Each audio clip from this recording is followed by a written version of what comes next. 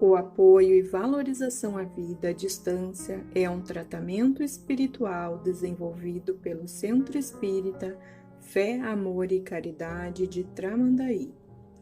Este trabalho é realizado há 8 anos sob a coordenação espiritual de Ivone Pereira e demais benfeitores. Este tratamento espiritual visa atender o indivíduo em suas necessidades, bem como assistência espiritual de toda a família, encarnados e desencarnados. O tratamento deve ser realizado por 6 semanas,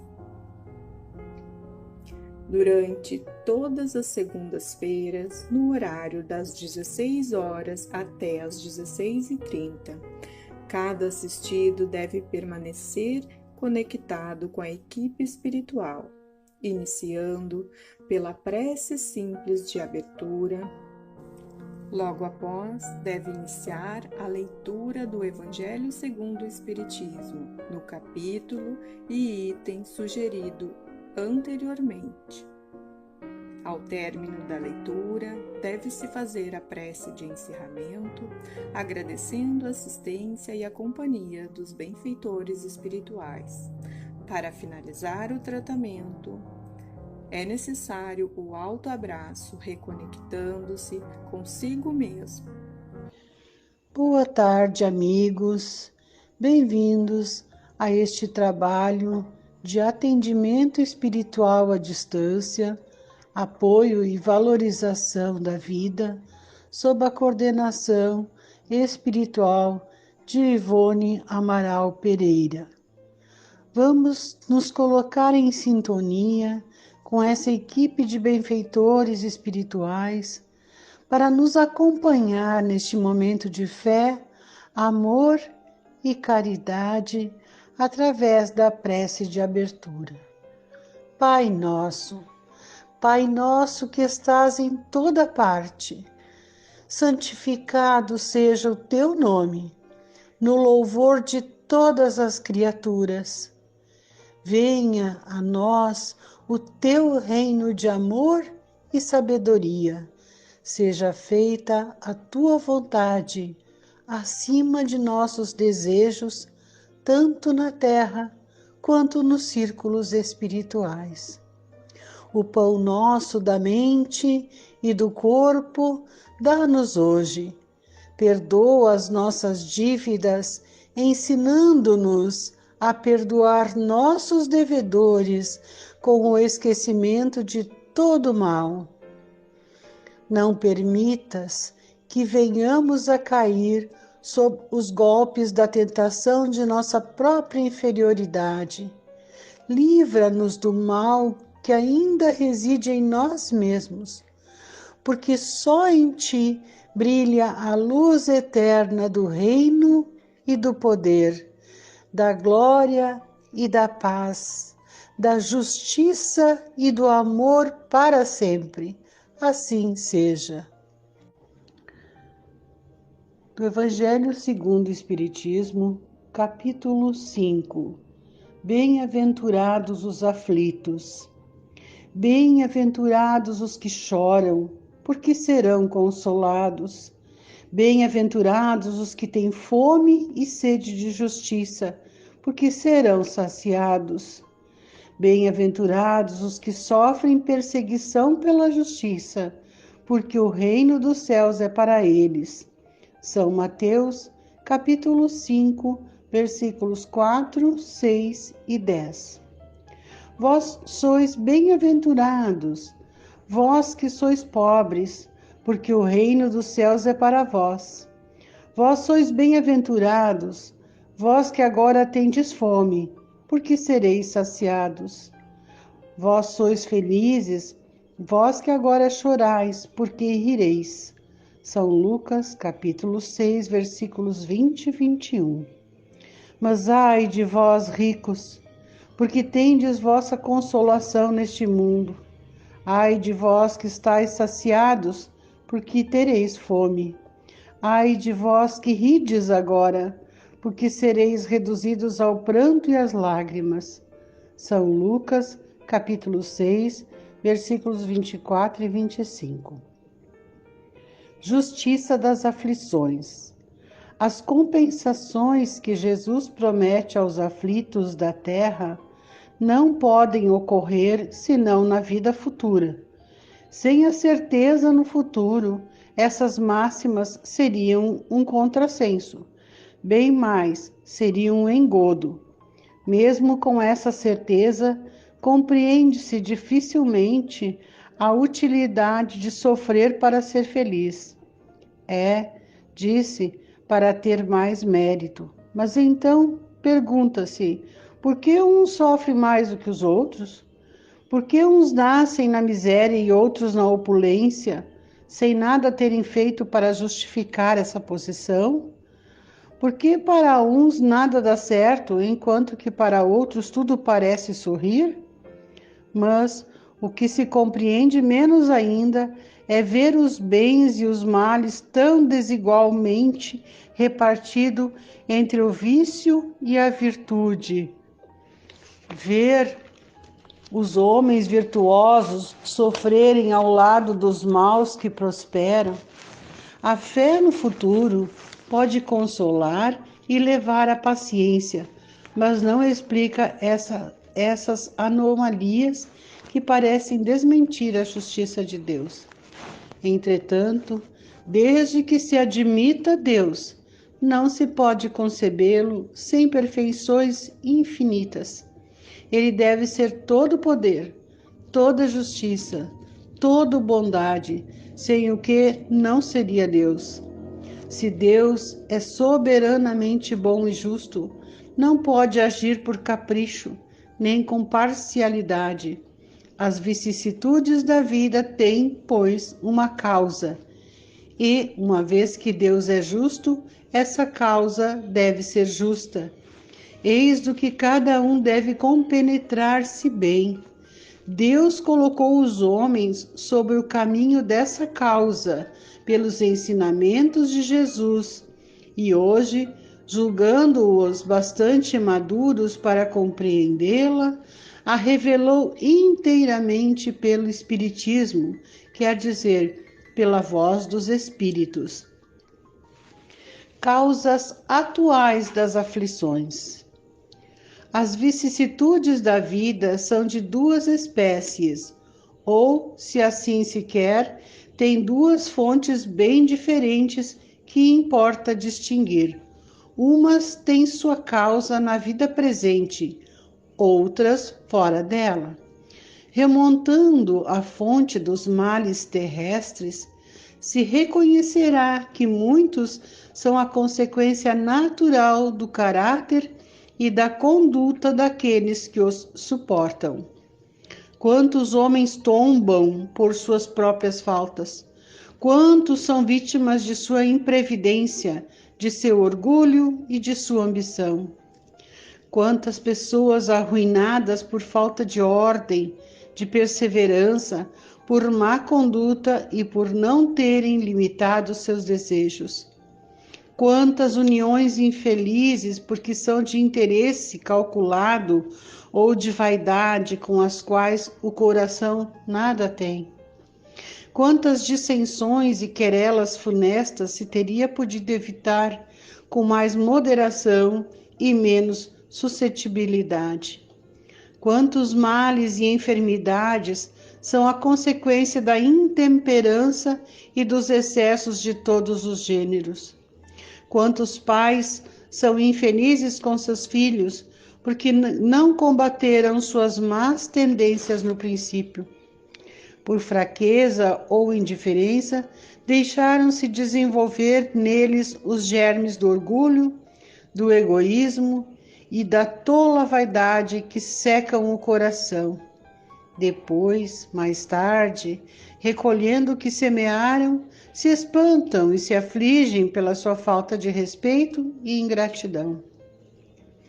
Que todos aqueles que são atingidos no coração pelas vicissitudes e decepções da vida interroguem friamente sua consciência, que remontem progressivamente à fonte dos males que os afligem, e verão se, o mais frequentemente, não podem dizer: se eu tivesse ou não tivesse feito tal coisa, eu não estaria em tal situação. A quem, pois, culpar de todas as suas aflições, senão a si mesmo? O homem é assim, num grande número de casos, o artífice dos seus próprios infortúnios, mas, ao invés de o reconhecer, ele acha mais simples, menos humilhante para a sua vaidade, acusar a sorte, a providência, a chance desfavorável, sua má estrela, enquanto que sua má estrela está na sua incúria. Os males dessa natureza formam, seguramente, um notável contingente nas vicissitudes da vida. O homem os evitará quando trabalhar para seu aprimoramento moral, tanto quanto para seu aprimoramento intelectual. A lei humana alcança certas faltas e as pune. O condenado pode, pois, dizer-se que suporta a consequência do que fez, mas a lei não alcança e não pode alcançar todas as faltas. Ela atinge mais especialmente aquelas que prejudicam a sociedade, e não aquelas que não prejudicam senão aqueles que as cometem. Mas Deus quer o progresso de todas as suas criaturas. Por isso, Ele não deixa impune nenhum desvio no caminho reto. Não há uma só falta, por pequena que seja, uma só infração à sua lei que não tenha consequências forçadas e inevitáveis, mais ou menos tristes. De onde se segue que nas pequenas, como nas grandes coisas, o homem é sempre punido pelo que pecou. Os sofrimentos que lhe são a consequência são para ele uma advertência de que errou. Eles lhe dão a experiência, fazendo-o sentir a diferença entre o bem e o mal e a necessidade de se melhorar para evitar no futuro o que lhe foi uma fonte de desgostos. Sem isso, não teria nenhum motivo para se emendar. E confiando na impunidade, retardaria seu adiantamento e, por conseguinte, sua felicidade futura. Mas a experiência, algumas vezes, vem um pouco tarde, quando a vida foi dissipada e perturbada, as forças desgastadas e quando o mal não tem mais remédio. Então o homem se põe a dizer: se no início da vida eu soubesse o que sei agora, quantas faltas teria evitado?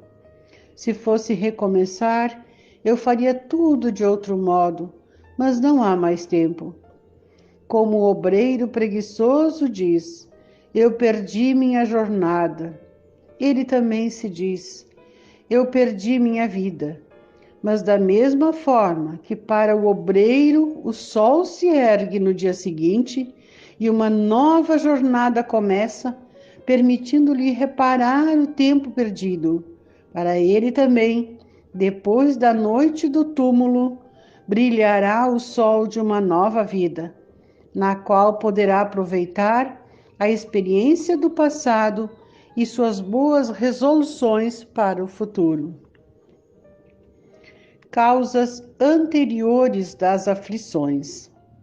Mas, se há males dos quais o homem é a causa primeira nessa vida, há outros, pelo menos na aparência, que lhe são completamente estranhos e que parecem atingi-lo como por fatalidade. Tal é, por exemplo, a perda de seres queridos e a de arrimos de família. Tais são ainda os acidentes que nenhuma providência poderá impedir, os reveses de fortuna que frustram todas as medidas de prudência, os flagelos naturais e as enfermidades de nascimento, sobretudo aquelas que tiram aos infelizes os meios de ganhar sua vida pelo trabalho, como as deformidades, a idiotia, o cretinismo, etc. Aqueles que nascem em semelhantes condições seguramente nada fizeram nesta vida para merecer uma sorte tão triste. Sem compensação, que não podiam evitar, impotentes para mudarem por si mesmos, e que os coloca à mercê da comiseração pública. Por que, pois, seres tão infelizes, ao passo que ao seu lado, sob o mesmo teto, na mesma família, outros são favorecidos sob todos os aspectos? Quer dizer, enfim, dessas crianças que morrem em tenra idade e não conheceram da vida senão o sofrimento? Problemas que nenhuma filosofia pôde ainda resolver, anomalias que nenhuma religião pôde justificar e que seriam a negação da bondade, da justiça e da providência de Deus, na hipótese de ser a alma criada ao mesmo tempo que o corpo e sua sorte estar irrevogavelmente fixada após uma estada de alguns instantes na terra. Que fizeram essas almas que acabam de sair das mãos do Criador para suportar tantas misérias neste mundo e merecer no futuro uma recompensa ou uma punição qualquer quando não puderam fazer nem o bem nem o mal? Entretanto, em virtude do axioma de que todo efeito tem uma causa, essas misérias são efeitos que devem ter uma causa. E desde que se admita um Deus justo, essa causa deve ser justa. Ora, a causa precedendo sempre o efeito, uma vez que não está na vida atual, deve ser anterior a ela, quer dizer, pertencer a uma existência precedente. Por outro lado, Deus, não podendo punir pelo bem que se fez, nem pelo mal que não se fez, se somos punidos é porque fizemos o mal. Se não fizemos o mal nessa vida, o fizemos numa outra.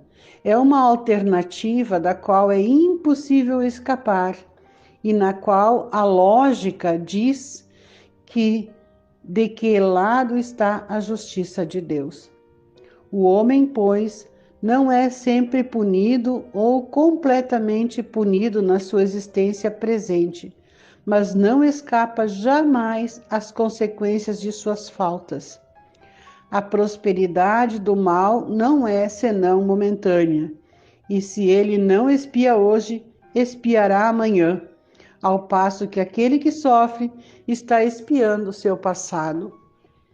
A infelicidade, que à primeira vista parece imerecida, tem, pois, sua razão de ser, e aquele que sofre pode sempre dizer: perdoai-me, Senhor, porque pequei. Os sofrimentos por causas anteriores são frequentemente como os das faltas atuais, a consequência natural da falta cometida. Quer dizer, por uma justiça distributiva rigorosa, o homem suporta o que fez os outros suportarem. Se foi duro e desumano, ele poderá ser, a seu turno, tratado duramente e com desumanidade. Se foi orgulhoso, poderá nascer em uma condição humilhante. Se foi avarento, egoísta, ou se fez mau uso da sua fortuna, poderá ser privado do necessário. Se foi mau filho, poderá sofrer com os próprios filhos, etc. Assim se explicam, pela pluralidade das existências e pela destinação da Terra como mundo expiatório, as anomalias que apresenta a repartição da felicidade e da infelicidade entre os bons e os maus neste mundo. Essa anomalia não existe em aparência, senão considerada sob o ponto de vista presente, mas se eleva pelo pensamento, de maneira a abranger uma série de existências, ver-se-á que cada um recebe a parte que merece, sem prejuízo da que lhe é dada no mundo dos espíritos, e que a justiça de Deus jamais é interrompida. O homem não deve jamais perder de vista que está sobre um mundo inferior, onde não é mantido senão pelas suas imperfeições. A cada vicissitude deve dizer-se que, se pertencesse ao mundo mais elevado, isso não ocorreria, e que depende dele não mais retornar a este mundo, trabalhando pelo seu aperfeiçoamento.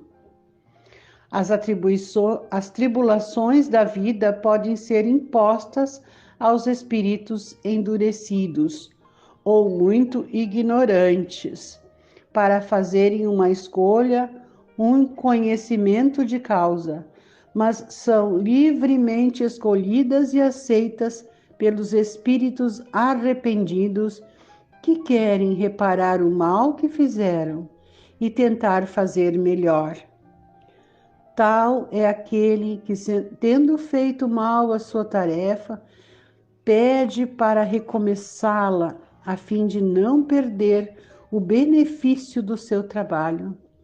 Essas tribulações, pois, são ao mesmo tempo expiações pelo passado que elas punem e provas para o futuro que elas preparam. Rendamos graças a Deus, que na sua bondade concede ao homem a faculdade da reparação e não o condena irrevogavelmente pela primeira falta. Finalizamos este momento agradecendo o apoio de nossos amigos espirituais que nos acompanharam, seguindo confiantes e perseverantes na valorização de nossa vida e no Evangelho de Jesus, com a prece aos espíritos protetores do Evangelho segundo o Espiritismo.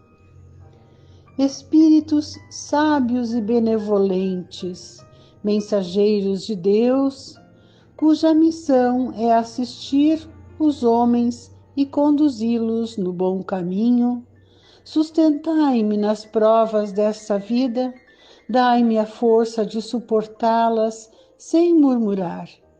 Desviai de mim os maus pensamentos e fazei com que eu não dê acesso a nenhum dos maus espíritos que tentarem me induzir ao mal. Esclarecei minha consciência sobre meus defeitos e elevai de sobre meus olhos o véu do orgulho que poderia impedir-me de os perceber e confessá-los a mim mesmo. Vós, sobretudo, meu anjo guardião, que velais mais particularmente por mim, e vós todos, espíritos protetores, que vos interessais por mim, fazei com que me torne digno da vossa benevolência. Conheceis as minhas necessidades, que elas sejam satisfeitas segundo a vontade de Deus. Que assim seja. Permaneça nesse instante, sentado confortavelmente, para realizar o autoabraço. Abrace-se de maneira prazerosa e confortável e repita comigo: eu amo a Deus, eu amo a Jesus, eu amo a vida, eu me amo. Que assim seja.